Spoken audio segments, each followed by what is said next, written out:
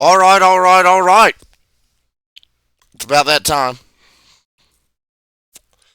So I began my streaming journey in Midgar. It's only fitting that when I begin this new chapter, we return to Midgar.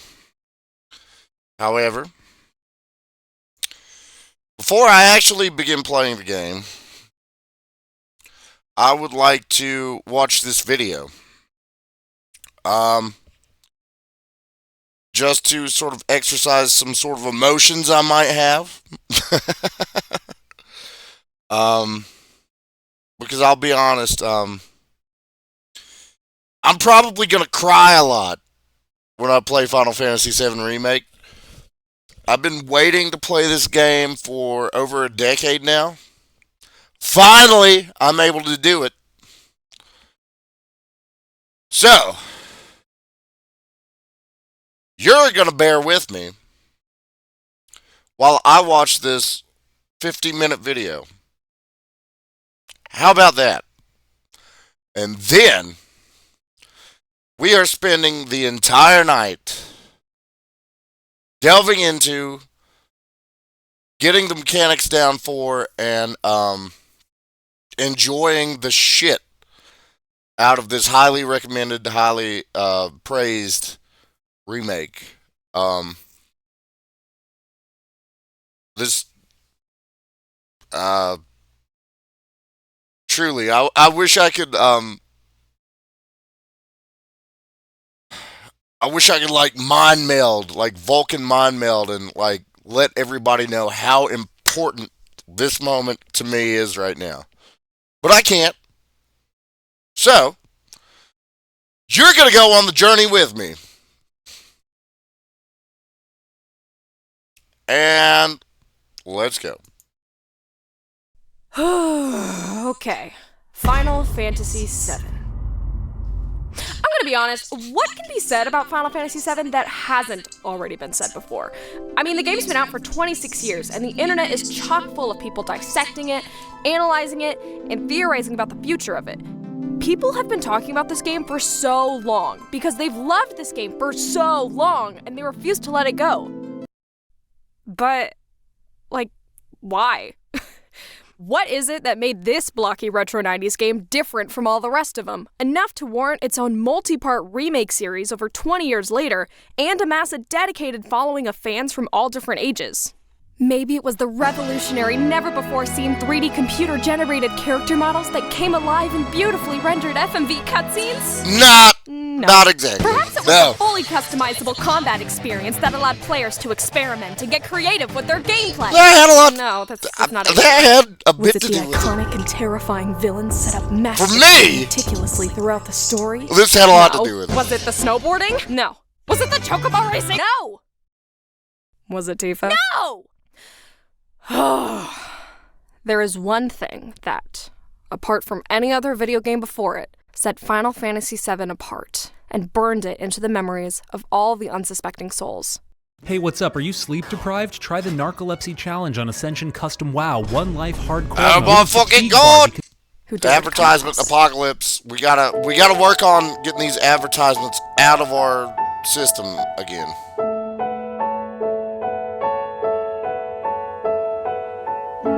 When you first boot up Final Fantasy VII, be it the 1997 original classic or the 2020 remake, you're able to discern the course of the story almost instantly.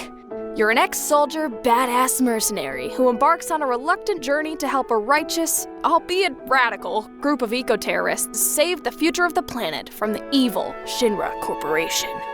It's a simple yet engaging conflict, and even though this was the first Final Fantasy game to be more modern and steampunk rather than the high fantasy games that came before it, for JRPG, story's pretty standard.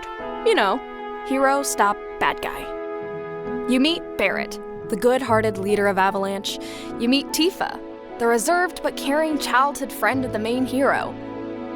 You meet Aerith, the cheerful flower seller, also the last surviving member of an ancient race.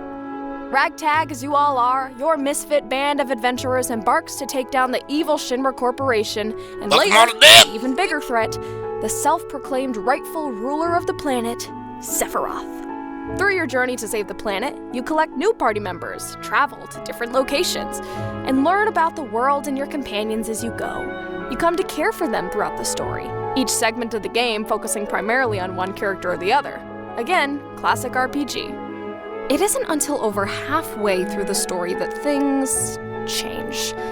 The game doesn't change, the goal doesn't I change, can't we're believe still on a I'm mission to actually defeat about to Sephiroth, boot up the remake. but the feelings the I average can't player believe has that. for the game changes, because the developers decided to dive into more unconventional waters.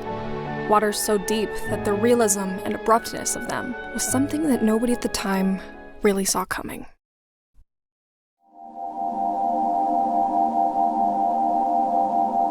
There we go.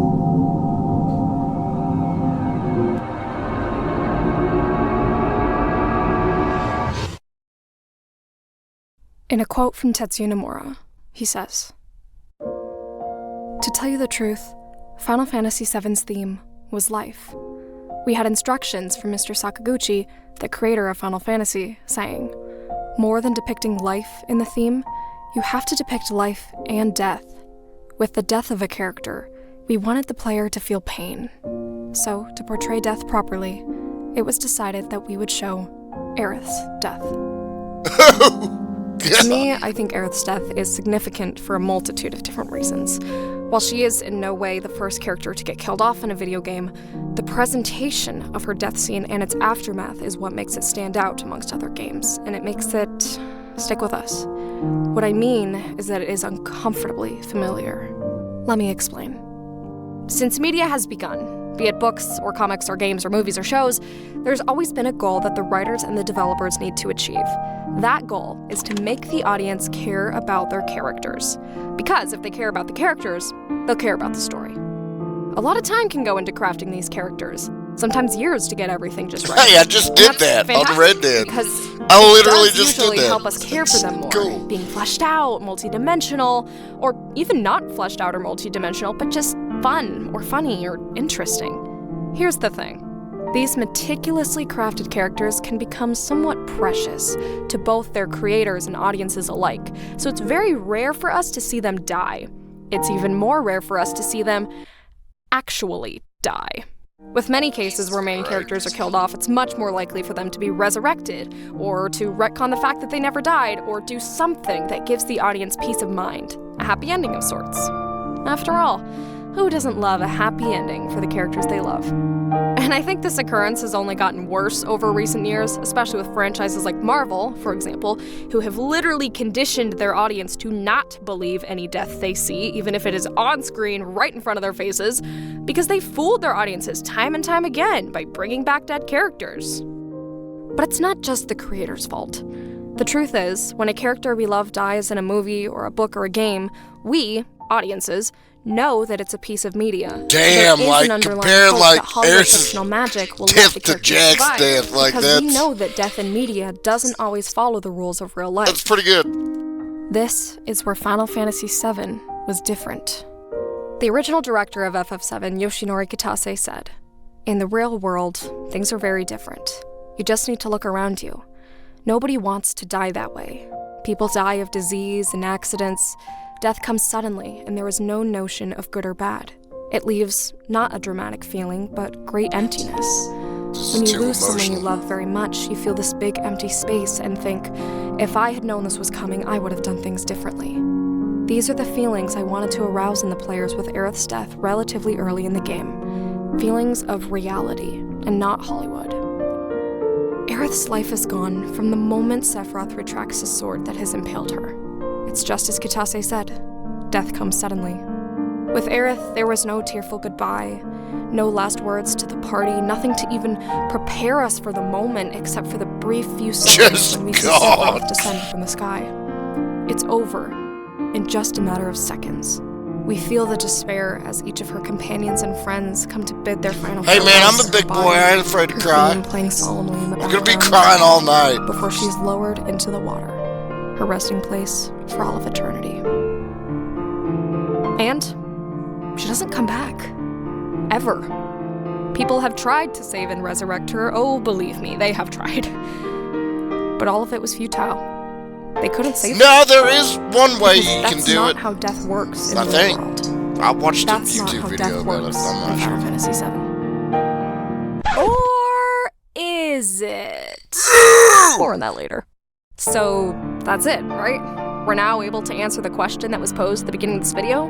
The thing that makes Final Fantasy VII different from any Is other game Aerith's before death for is real? that Aerith dies. Yes! Do not bring her back. Oh my god, like that Well, is... that's part of the answer. That's accurate. Sure. But not entirely. You see, this video actually isn't about Aerith's death. In fact, it's not even about Aerith at all.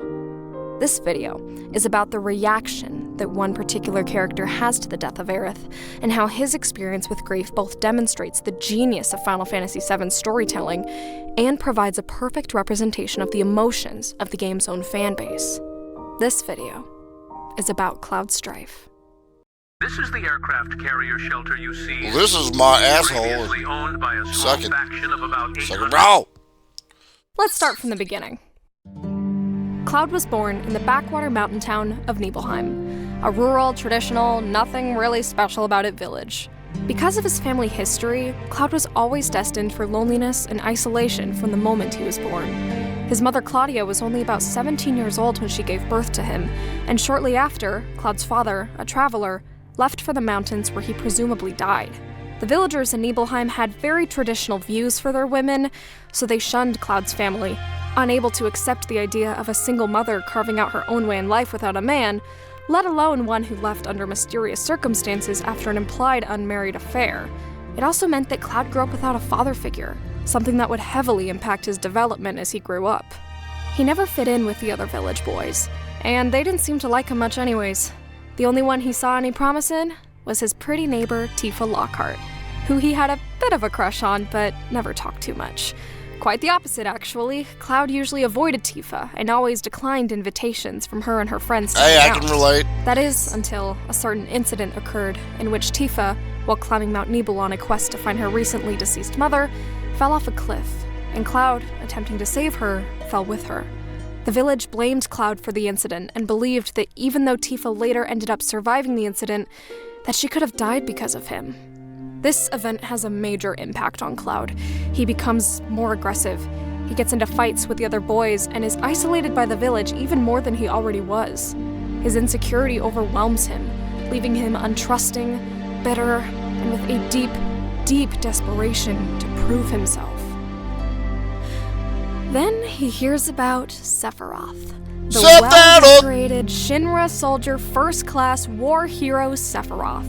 Cloud, as a young teenage boy, By the way, becomes cool fun obsessed fact with here, more so Sephiroth the is actually idea of based him on and the what he ancient Jewish represents. Kabbalah He's strong. Tree of He's Life masculine. representation. He's liked. The He has people Sephiroth. who acknowledge and praise him. It's fact. not hard to see why Cloud imprinted so intensely here. First of all, as we've already mentioned, Cloud has never had any male role model to take after or learn from, and he's already deeply insecure and lonely. And then here comes this hero who embodies everything he's ever wanted. And the only tangible thing Cloud can do to be just like him is to become a soldier. Cloud gets it in his young mind that if he becomes a legendary soldier, the best of the best, like Sephiroth. he will be noticed. He will be liked. He will be strong enough to save the people he cares about. Yeah, so I won't be back for a long time. Guess not. Think you'll be in the papers? I'll try. Hell no! In his eagerness, he tells Tifa of his great plan. Shocked as she is that Cloud is actually talking to her, but she asks Cloud to promise that when he becomes a hero, he will come back to save her if she is ever in trouble, in which Cloud agrees. I promise. So, when the spring comes, Cloud leaves his hometown to become a child soldier at the ripe old age of 14. Or, according to the remake timeline, It was spring, so... By the way, I 13. know, he was 13? like I did Oh, Shinra, put this when under I get Final my Fantasy hands on VII you. Remake. This is the first time But even I've after all ever that actually effort, like watched a all that YouTube talk, video all on that stream, determination, but like I think it's it doesn't pretty work. appropriate. Cloud Apropos, fails to get into if you will. soldier. And I see a lot of people online say how they are genuinely confused as to why Cloud gets rejected from the program, even though he's physically very strong and great at combat. But another part of the soldier test is that you need to be strong mentally. Why? Well, because Shinra is going to inject alien cells into Because your they're bloodstream, gonna and break you your have a fucking strong mind! masculine sense of self not to completely collapse under the alien's strong influence. But shh, nobody knows that yet. Cloud, unsurprisingly, does not have a strong sense of self, so he doesn't make it into the program. Completely unlike the cool, the confident, the strong, the Gungaga. Zach's alright. Zach's alright. Shortly after Cloud is Zach's rejected from alright by soldier me. and relegated to being a Shinra infantryman, he meets Zack. Like Sephiroth, Zack embodies everything Cloud wants to be. He's a well-liked, strong, masculine soldier guy. The difference between Zack and Sephiroth being that, well, Zack becomes Cloud's friend. Yay! Our boy's first friend. The two are able to work together on multiple missions over the course of the next 2 years. All the while, Cloud continues working as a Shinra grunt, not really keeping in contact with the folks back in his hometown, but hoping for better days ahead. Then, well, you know what happens next. The famed Nibelheim incident. Cloud, Zack, and Sephiroth, and this guy, are tasked with investigating the malfunctioning reactor in Nibelheim. Here's the thing. Cloud left his hometown after telling everyone he was going to be a soldier. In his eyes, that's how he's able to have value as a person. So, in his shame and embarrassment of failing to complete his goal, he hides his face under his helmet to everyone in the village, with the exception of his mother. He does his best especially to conceal his identity from Tifa. After all, she's the one he vowed his plans to. Would it kill this guy to say something? What happens next is chaos. Sephiroth and Zack investigate the reactor. There, Sephiroth learns the truth of his origins, goes on a rampage, and sets the village of Nibelheim ablaze. Cloud witnesses the horrific death of his mother at the hands of Sephiroth before making his way to the Nibelheim reactor, where he sees first the dead corpse of his father, then the mortally wounded Tifa, who, as far as Cloud knows, has injuries so severe that he assumes she's died as well. He then sees a defeated Zack, who begs Cloud to finish the job and kill Sephiroth himself. Cloud takes Zack's Buster Sword and catches Sephiroth off guard enough to run him through with it, but Sephiroth is stronger than Cloud. He impales him with his Masamune sword, enraged that a mere grunt could dare get the best of him. Cloud, in his grief-stricken rage and using the sheer force of his will, finds it in him to lift Sephiroth up, using the sword as leverage, and throw Sephiroth into the Mako below, killing him. Fucking ads. We gotta get rid of these fucking ads. Did I mention he's 16 at the time? Oh my god!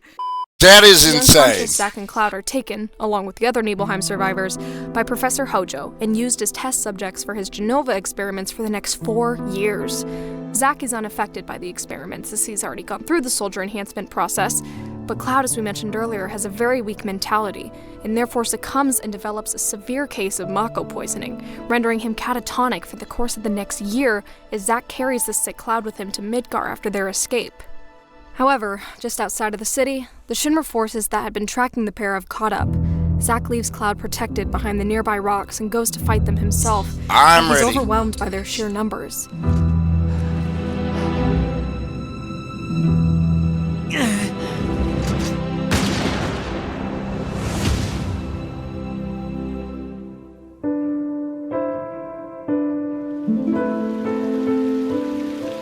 He lays on the ground, bleeding out and covered in bullet holes. And for whatever reason, this is the moment that Cloud just barely starts to break out of his Mako-induced coma.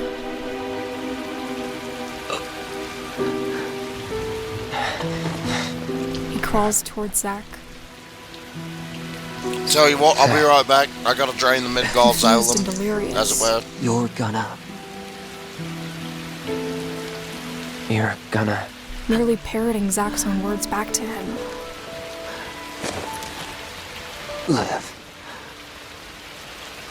You'll be my living legacy.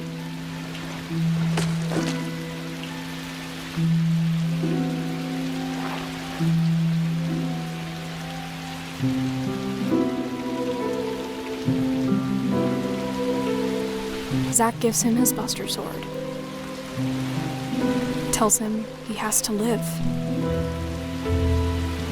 I'm here living To be his living legacy. And then he dies.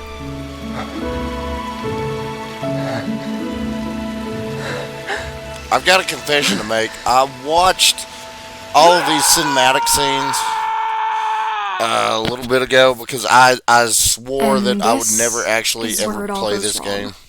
But now that This I'm is about why I to, spent the last however many minutes telling you about Cloud's story. His I background. don't know. his I have trauma. nothing else to say. Now that I'm Because it all about to, pays off I'm here. unprepared. Cloud's life, up to this point, has been a combination of all sorts of tragedies and failures. Failure to achieve his dreams. Failure to save the people he loves. He witnessed the death of his Damn, mother that's and so acknowledged relatable. Tifa, and most significantly, Wow. after his incredibly fragile and poisoned mind is just barely starting to gain some awareness, the first thing he comprehends upon waking is the bloody and brutal death of his best friend, his only friend, the only person he has left, Zack. Cloud has experienced so much trauma without any time to process it, until this moment right here where he has so many things to grieve that he doesn't even know where to start. It's too much. The death of Zack being the final catalyst for his severe mental break. This moment is so interesting to watch Cloud grieve because he doesn't. He is far too overwhelmed. So, as a coping mechanism, and with a little help from the shape-shifting Genova cells in his body, Damn, I can Cloud actually relate to subconsciously that. creates a new too. life story for himself. One where his trauma and pain are gone. His story? One where he did make it into Soldier, first class even. He achieved everything he'd ever wanted. And Zack never existed. After all, how can Cloud grieve him if he doesn't exist? Basically, in short, to protect himself from the pain, Cloud's mind chooses denial. Well,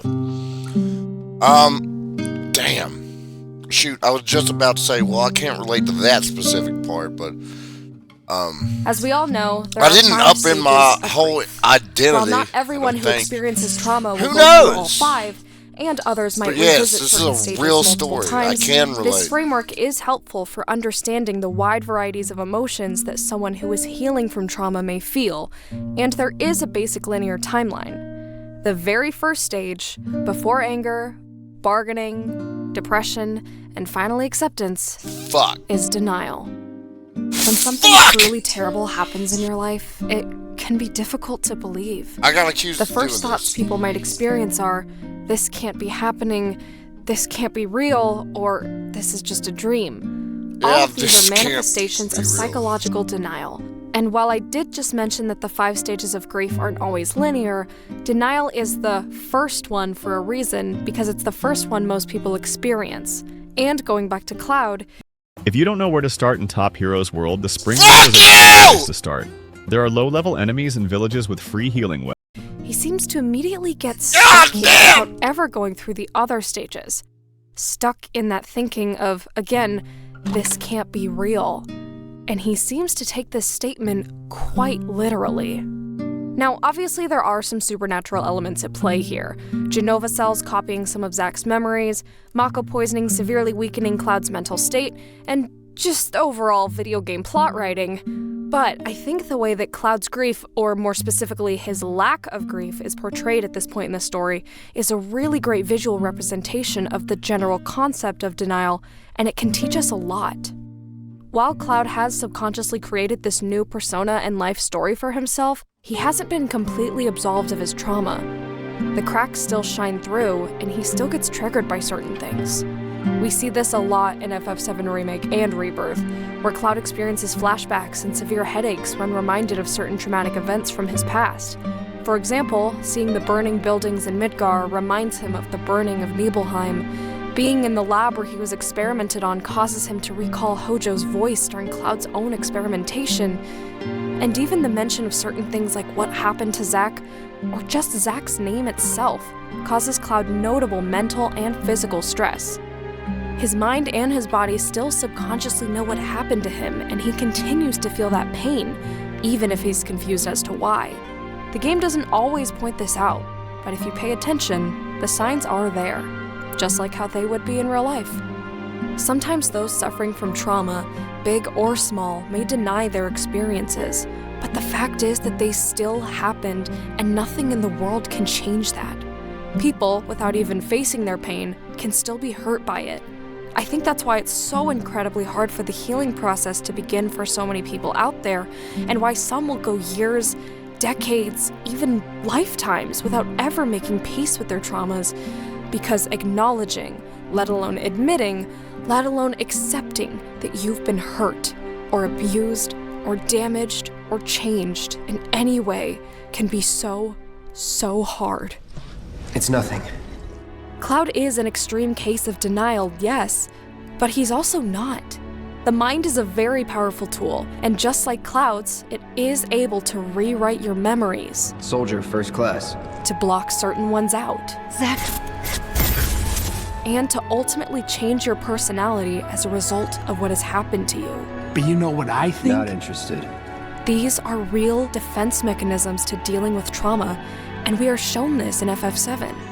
Denial is essentially the basis for the entirety of Cloud's character, and I think that's such an amazing thing. It's incredible that there's a video game that can teach us about mental health and grief, and can show us a protagonist who is suffering, who is forced to be weak. I think that's beautiful. For me, as a teenager struggling with severe anxiety and depression in 2019, playing the original FF7 for the first time was a really warm and just comforting experience. I loved that I was able to connect my hardships with this little blonde boy who was trying to be tough, but underneath it all was really struggling with mental health. I Damn, remember how being I can so relate. incredibly moved because I had never yet played a game where its protagonist, especially its male protagonist, was allowed to be so vulnerable. Through Cloud's navigation of his struggles, I felt more understood. I felt like the game found me when I needed it most, because it had lessons to teach me.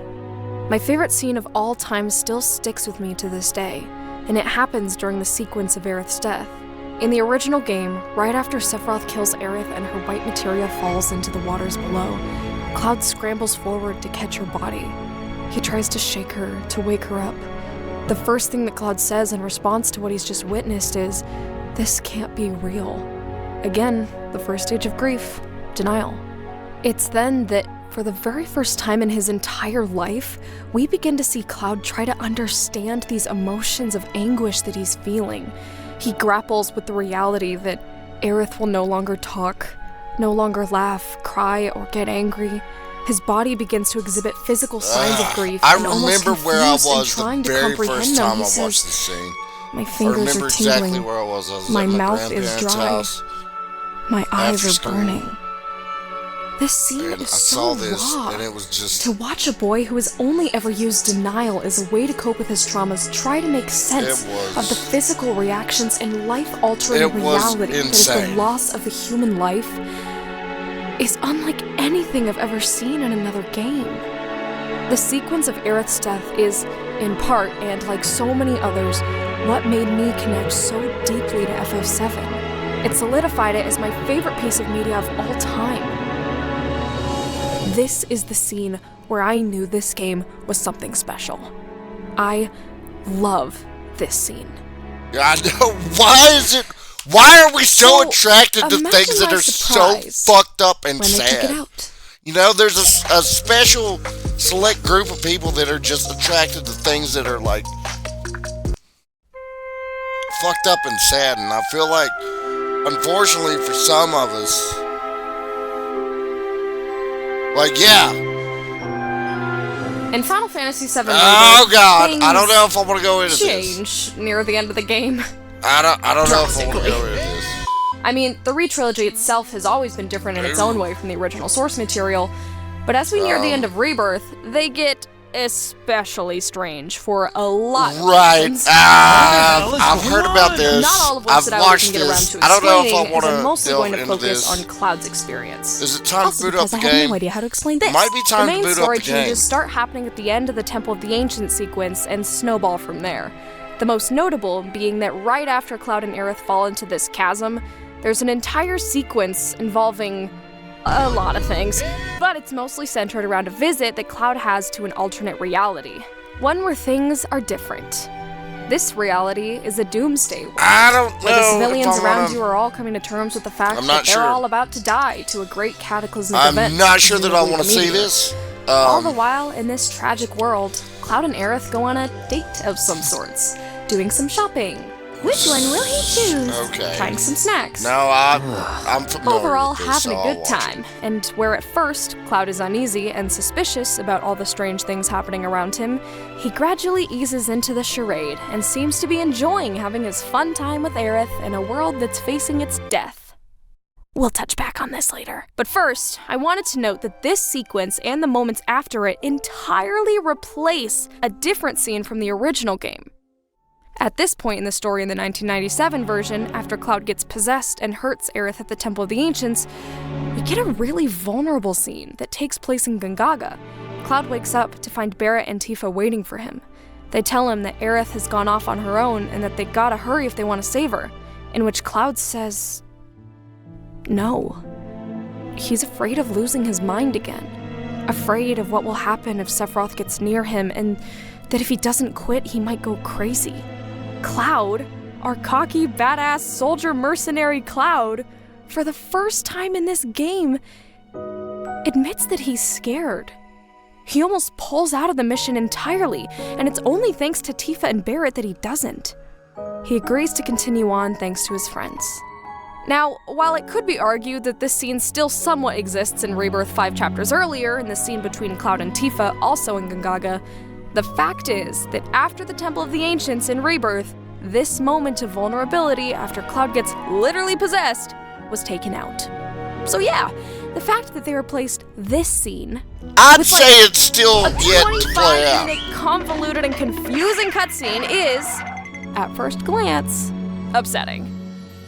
But upon closer examination, it's actually fascinating. Take a look at how Cloud's behavior in this scene I'm about to show you differs from the one I just described. I'm fine. Didn't know if it was Mako poisoning or the degradation, but I thought you were done for. Sorry to disappoint. Well, you can thank me for the ride later.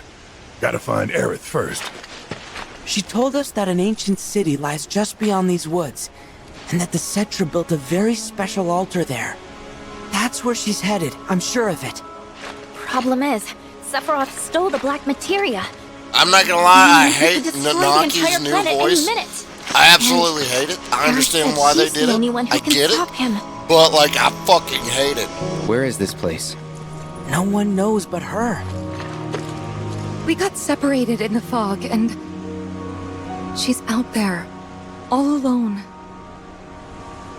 Then we'd better hurry.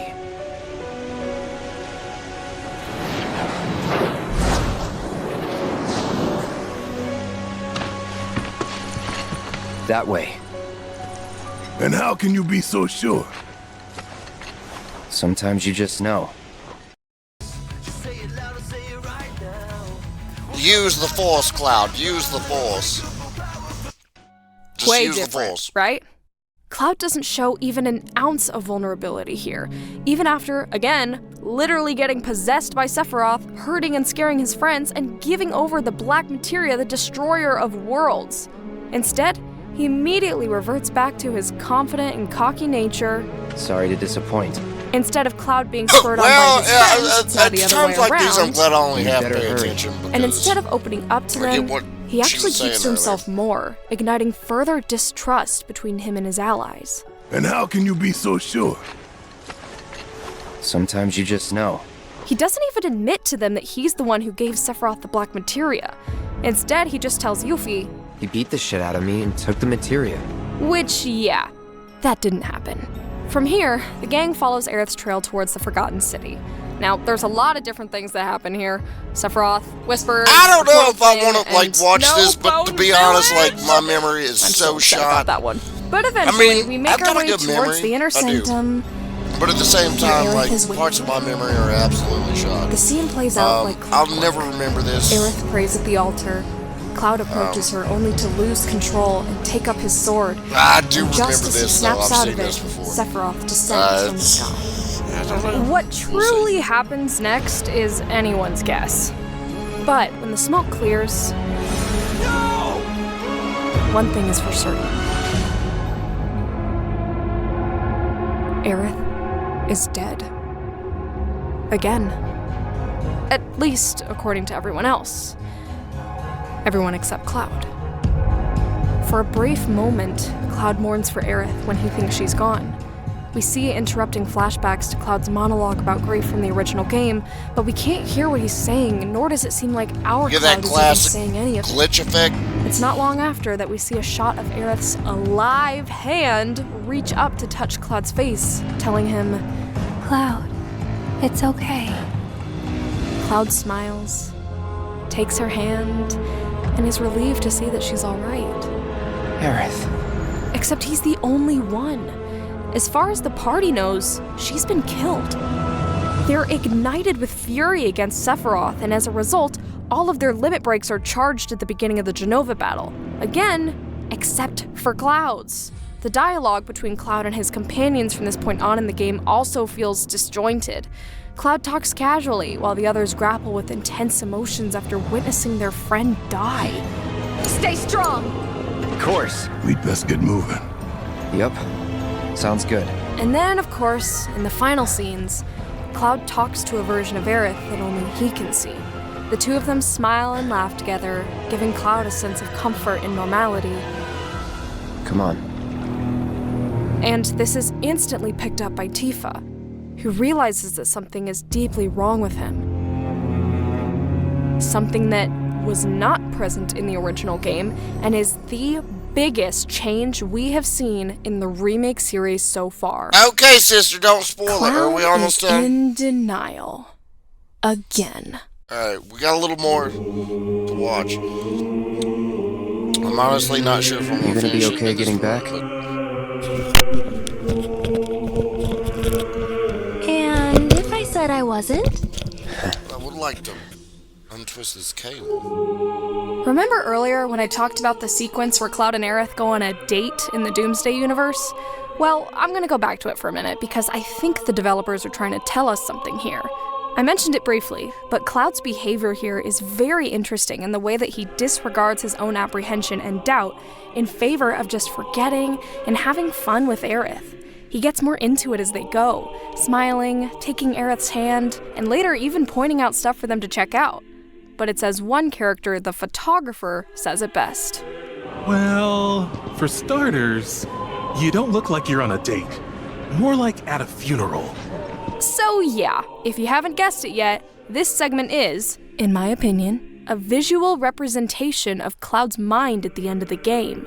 Whereas earlier in the game during the Zack segments, we see people grappling with the denial and anger and bargaining and depression that comes with the terrible fate that approaches them, this particular version of Sector 7 is different. It is literally a world that has accepted its fate. The people around them have come to terms with their devastation, but Cloud hasn't. He's still metaphorically at the funeral, still in those early stages of grief. He does not accept the truth in favor of maintaining his happiness. It's a mirror image of the final scene in the game, Cloud being surrounded by those who have accepted what has happened, and still he cannot. Hell, he even reiterates the exact same thing Aerith says to him in their date sequence to the party in the final cutscene. You have to promise not to look up. Don't look up. Cloud's mind is stuck in this fantasy, one where he doesn't have to face his grief.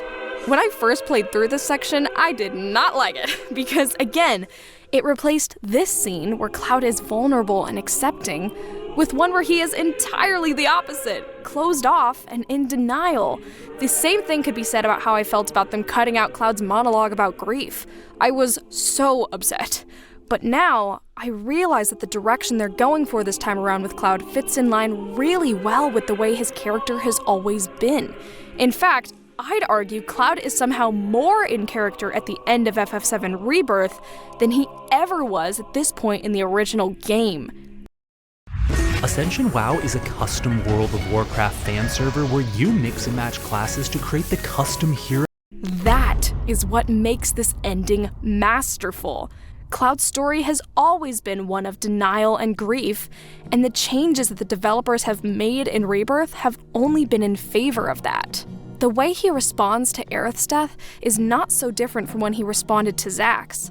He saw both of them get killed right in front of his eyes, and once again, with a little help from some supernatural elements, His mind shifted his own perception of reality in order to protect himself from the pain. The only difference, of course, being that when it came to Zack, Cloud's mind warped to think that he had never existed, and when it came to Aerith, his mind thinks that she still does exist. I know there's a lot of people out there who didn't like Rebirth's ending after a first watch, myself included. But now, this change that the developers have instilled in Cloud and Rebirth has made me more excited for Part 3 than I have ever been. I'm so interested to see the path that Cloud goes down in the next game, because where Aerith's death used to be something that spurred Cloud on and resolved him to take down It's almost Sephiroth go time, once and for boys. all, now, the only reason Cloud I is know still even nobody's after fucking Sephiroth is watching right because he's now. being summoned by him for the don't really reunion. care. He doesn't realize it at all, but he's a wreck. But I am Still gonna being puppeted by restart the for larger powers at VOD play. purposes. He looks the freaking black materia dead in the eyes and puts that thing in his Buster Sword without saying anything to anybody Reasons. because he's completely compromised. He's keeping secrets from his friends, they don't trust him, he doesn't trust them. Overall, he is just so emotionally checked out. And I don't think people realize the kind of payoff that is going to have in the next game. I'm so excited. Some of you guys out there feel robbed, that FF7 denied us of Cloud's vulnerable moments, Alright, so like the scene in we are gonna Midgar, finish this like his video. grief-stricken monologue, like him laying Aerith's body to rest, for God's I'm sake. going to get extremely But all high. the devs are doing is letting the This pot is like sit on the stove stars a have little longer. aligned Instead at of this allowing Cloud to particular face junction acceptance in at the end of time. Rebirth, they're giving him more We're time here. to suffer, to become more mentally unstable, to collect his We got the denials Buster like Sword. goddamn Infinity Stones We're until they gonna explode in a moment that kick is ass! probably going to be more impactful and more devastating than any of the scenes any of us missed from the old game. So yeah, I suppose I'm encouraging anyone watching who might be fearful of the story's direction to have a little faith. And who knows, maybe I'm the one in denial. Maybe Yes. I can't get over the fact that my favorite moments were taken out of the game and I'm grieving that loss. I guess we won't know for a while. But damn it, does it make for interesting conversation. Yeah, I'm looking. But wait, the video's not I over don't yet, know if I'm looking and that's forward because to, there's but still I'm an entire interested part in of the ball FF7's fan market. base that, if any of them are watching this video right now, disagree with one huge thing that I've kept mentioning over and over again in regards to Aerith dying. Did Aerith really die?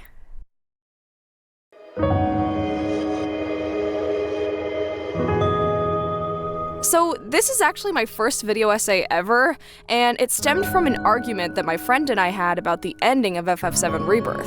Both of us loved the game, we loved the characters, and yet we could not and still cannot come to an agreement because my friend was rejoicing over the fact that Destiny had been changed in the Re-Trilogy timeline and that it opened up the possibility for something that for the last 26 Sephiroth years with had cat been eyes is impossible. kinda weird. He wanted Aerith to live, and believed that she did when Cloud deflected Sephiroth's sword. I'm not His sure, hope man. is that in the next game, Aerith Like, turns I've out been to having not this just be a conversation with deception or myself. hallucination created by Cloud or But I Genova don't or think whatever, you can but have a living, Final Fantasy breathing VII person who may or without may not be trapped Aerith in some dying. multiverse And, shenanigans, you know, and it's- who, most importantly, when the credits roll on Part 3, gets to live out I the don't rest know, of her man. life with the joy she deserved, and get her happily ever after.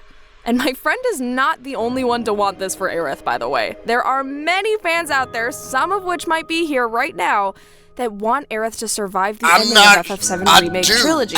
And based on Everybody conversion, wants believe Aerith to that she live. is alive, Everybody wants even Aerith though to it's live. clear to the rest of the party that she's gone. Now, let me make it clear But that that's I the point. love That's Aerith. kind of She's one of my favorite characters of all time, and was actually the only character that made me cry when I played Rebirth. But still, I could not agree with my friend. I didn't want Aerith to live. I wanted her to stay dead. And I know that might seem a little harsh to Damn say, you, bitch. but here's the thing. My friend is right. Aerith does deserve to live. She deserves to live with her mom in their beautiful house in the Sector 5 slums, to take care of the flowers in the church that she loves so much. She deserves to live in happiness with her newfound friends that she spent her entire life waiting and wishing for and sacrificed her own life to protect. She deserves all of this. But she doesn't get it. She dies. And the heartbreak of that, knowing all that she still had ahead of her in life, and knowing just how much of a light she was in the party, Ah, devastating. damn it, Final Fantasy It's a VII feeling of taught such us about intense death. emotion that I feel Like, it cannot be created in any other way. I mean, I didn't want Aerith those to who it live did, it because did. that grief is what makes this game special. It taps into an open, painful, vulnerable part of ourselves and forces us to remember that moment, to process it, to learn from it. Even still, grief is difficult to face, and my friend's belief that Aerith will be alive has since been unchanged. As I thought about my friend's arguments and saw similar sentiments of so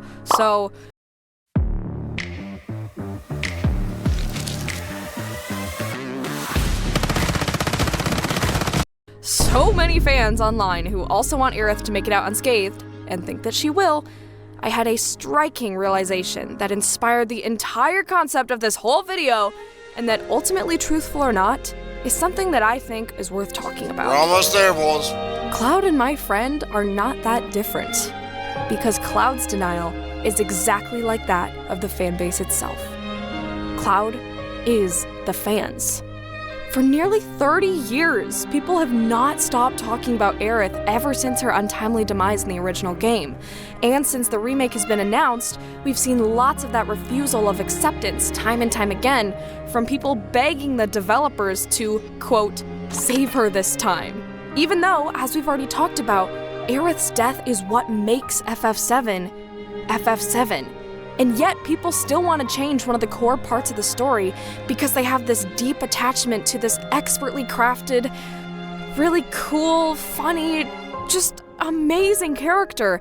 And they, very understandably, do not want her to be gone. Cloud is the same way. He cares so much for Aerith. They might not have known each other for very long, but Aerith is able to access and bring out a part of Cloud that none of the other party members can. And whatever you decide, I'm with you. She's changed him, and he's changed her in a lot of ways, and you just have this really I'm gonna cry so beautiful much connection. when I play this game. I'm gonna cry a lot. So of course, he also doesn't want to If you don't like seeing a grown man's tears, fucking tune out right now. And do I think it's a bad thing that some people think the ending will change and Aerith will live? No, not at all. In fact, I'd argue that it's the developers' intention to purposefully set up their audience to have that kind of hope and to continue seeing the story through Cloud's eyes. After all, he's our main character, and we see and feel a lot of things through his perspective. People genuinely believing that Aerith is alive is the same as how first-time players of the original FF7 are going to genuinely believe that Cloud is a soldier first class. He's an unreliable narrator through and through, and he's unintentionally fooled us time and time again. Bless his heart. Now, this isn't to say I think fans are only experiencing denial when it comes to the ending of the game. There's denial, and anger, and bargaining, and depression, and acceptance. But it's really interesting that the vast majority of debate I see online, besides pointless shipping wars, is people arguing over whether Aerith died or not. It just shows that this isn't a select number of people. It's an entire half of a fan base that's stuck right where Cloud is. That's crazy, and honestly, my hat goes off to the devs, because at least in my opinion, I think this was their plan all along. These unknowingly grieving people are right where the devs want them, filled with hope and believing the delusions in Cloud's head as he believes them himself. That's right, I think the developers are setting up to shamelessly break the hearts of Cloud and the players, exposing to all of them the reality that Aerith truly cannot be brought back to life, and forcing them to continue through the rest of the grieving process. Not only do I think the devs are going to do this because it makes sense narratively, but there's also a lot of signs that point to this being the case. Just take the date scene again. The devs added an entire gameplay sequence hammering home to the player not once, not twice, but 3 times, that no matter what you choose. That one. Ah, I'm so sorry. I meant everything but that one. No matter what you do, I'll take one of those. Though these aren't the only treats I've got, you know. You cannot change fate. Cutest looking couple gets their photo taken. You cannot change Aerith's fate. More specifically, I interpreted this as a sign to the players that human death is not something that can be undone. But we don't have to analyze the game Damn! to this conclusion. Take it from the devs themselves. I'd like to close with a very recent quote from Yoshinori Kitase in an interview with Anime News Network just this last September. In regards to Rebirth's ending, he says, "When discussing the scenario with Tetsuya Nomura and Kazushige Nojima, we were also talking about how in the original, Awaken to a world of wonder in Final Fantasy XIV Online." it's showing Cloud's perspective. His feeling of immense loss, of losing someone that you love, and having this hole in your heart. When considering how to depict this in the remake series, we also thought about not only expressing this loss of someone who means so much to you, but also this sense of a person experiencing loss, being unable to force himself to forget this person, and almost like an inability to accept it. I get it. I really do. Knowing that the people we love aren't really gone, it doesn't make it any easier to let them go. It still hurts. As I come to a conclusion for this video, I honestly have to admit that I'm not even sure what the message is I'm trying to get across. Maybe this video is about reassuring worried fans who fear that FF7 might be losing what makes it special. Maybe it's to encourage fans who want Aerith to survive the ending to reconsider the importance and lesson of her death. Maybe it's a plea to the devs to protect FF7's uniqueness and unwavering commitment to the moral of loss. I'm honestly not sure. But I do know one thing for certain.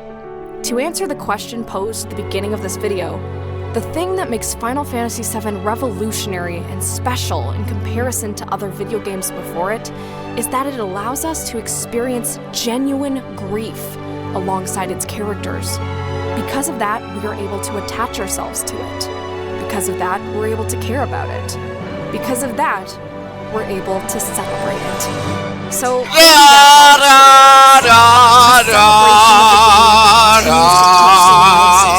many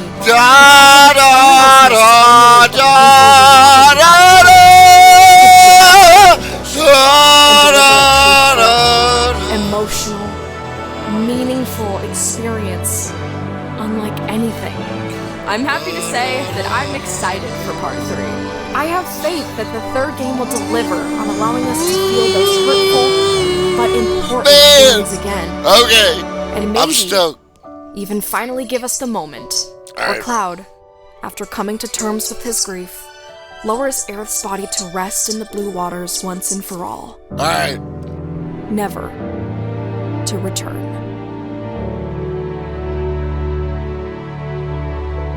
How are you gonna do this to me? Okay, so I know it's a little untraditional to thank you. Who was that? Vespertine. That was a great video.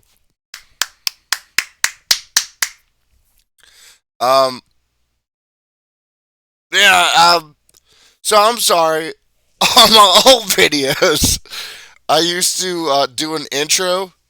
I used to always every time I would stream, I would play the theme song first, and I played it on a PS1 hooked to a computer. I'm not gonna do that this time. I'm not gonna have an intro, so I figured I'd just do an intro to the whole thing. Again, Final Fantasy VII is a very important game to me. It has shaped most of my being. Not most of it, but a lot of it. At any rate,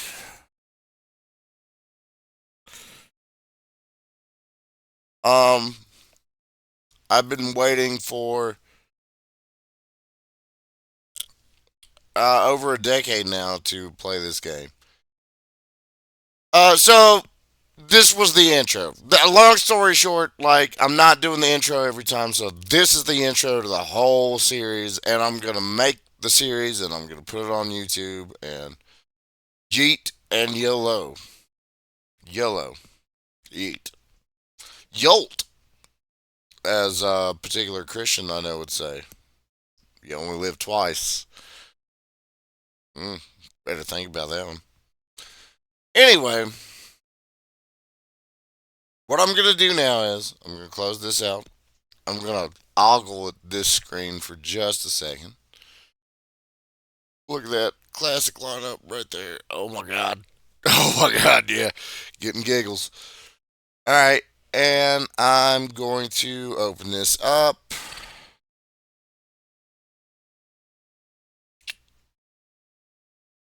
I'm going to switch sound settings. About good. I'm going to restart the stream for VOD purposes. And then we're going to be launched into probably one of the best experiences of my entire life. At least I have that full expectation. We'll see.